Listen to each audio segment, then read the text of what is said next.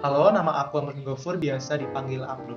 Nama saya Naring Graciela, NIM F34190082. Saya Rania Rosa Kamila, F34190088. Nama saya Ramzi Kalikur Rahman, NIM F34190098. Nama saya Dijoni Kita Kalangkai, NIM F34190099. Berdasarkan data yang dikeluarkan dari Badan Pusat Statistik tentang persentase rumah tangga tiap provinsi dan perilaku memilah sampah yang mudah membusuk dan tidak mudah membusuk tahun 2013, di Provinsi Bengkulu, sampah yang mudah dipilah itu mengalami penurunan dari tahun 2013 ke 2014. Sedangkan sampah yang tidak mudah dipilah mengalami kenaikan dari tahun 2013 ke 2014. Nah, sekarang saya sudah berada di salah satu TPS, tempat pembuangan sementara, Kelurahan Cepaka Permai, Kecamatan Garing Cepaka, Kota Bengkulu, Provinsi Bengkulu. Nah, sebelumnya apa itu TPS? TPS merupakan tempat pembuangan sementara di mana tempat sampah sebelum dikelola, didaur ulang menuju tempat pembuangan sampah terpadu.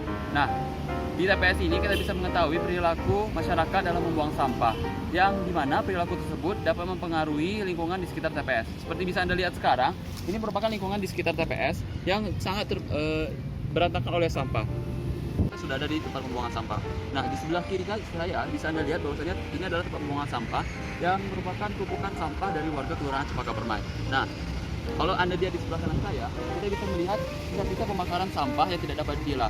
Nah, pembakaran sampah ini merupakan perilaku dari warga Kelurahan Cepaka Permai. Saya akan menjelaskan identifikasi masalah dari topik yang sudah kita ambil. Yang pertama adalah komposisi limbah rumah tangga.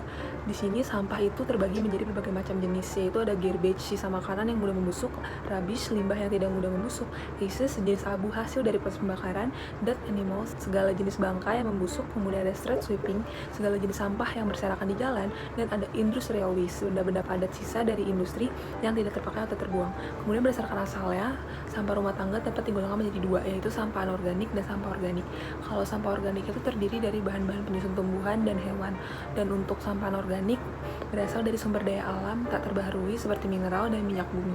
Identifikasi masalah yang kedua adalah pembakaran limbah anorganik. Dasar argumentasi yang digunakan untuk memilih sistem pembakaran limbah di tempat pembuangan akhir adalah karena ketersediaan lahan tempat pembuangan akhir sampah yang semakin terbatas. Pada kesempatan kali ini, saya akan menjelaskan dampak buruk dari pembakaran sampah terhadap lingkungan dan juga kesehatan. Yang pertama, perlu kita ketahui bahwa pembakaran sampah yang bersih adalah pembakaran sampah yang dibakar dalam api yang panas dan terdapat suplai oksigen yang cukup. Namun, umumnya di Indonesia, pembakaran sampah yang dilakukan itu adalah pembakaran sampah yang sudah bertumpuk-tumpuk, di mana saat sampah ini dibakar, hanya bagian luarnya saja yang mendapatkan suplai oksigen yang cukup dan berubah menjadi CO2. Sedangkan di tumpukan bagian dalamnya, itu akan berubah menjadi karbon monoksida karena kurangnya suplai oksigen. Dan demi kesehatan, jika karbon monoksida ini dihirup dalam kadar yang rendah, akan membuat sesak nafas, dan pada kadar yang tinggi akan menyebabkan pingsan dan bahkan lebih buruknya yaitu kematian. Salah satu solusi dari pembakaran sampah yaitu menerapkan 4R dan juga penyuluhan masyarakat. 4R terdiri dari reduce, artinya meminimalkan, mengurangi, meminimalkan barang yang kita gunakan dan tidak konsumtif. Yang kedua, reuse, artinya menggunakan kembali.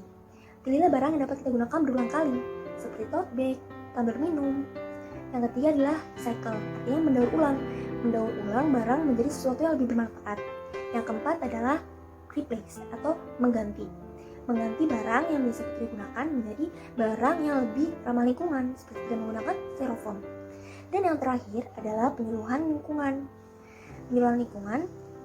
kepada masyarakat, agar masyarakat lebih tahu tentang kondisi lingkungan, tentang gaya hidup yang lebih ramah lingkungan, pengelolaan sampah rumah tangga, dan juga dampak dari pembakaran sampah itu sendiri. Selanjutnya adalah pemilahan sampah dan bank sampah. Kenapa penting sih pemilahan sampah? Gak lain gak bukan cuma buat ngehindarin reaksi-reaksi antara sampah itu sendiri. Jadi kalau dalam sampah ada zat reaktif yang kira-kira bisa bereaksi sama zat lainnya itu cepat, itu bisa nimbulin karsinogenik. Jadi untuk menghindarinya kita melakukan pemilahan sampah logam sama logam, jadi kan itu gak bakal reaktif.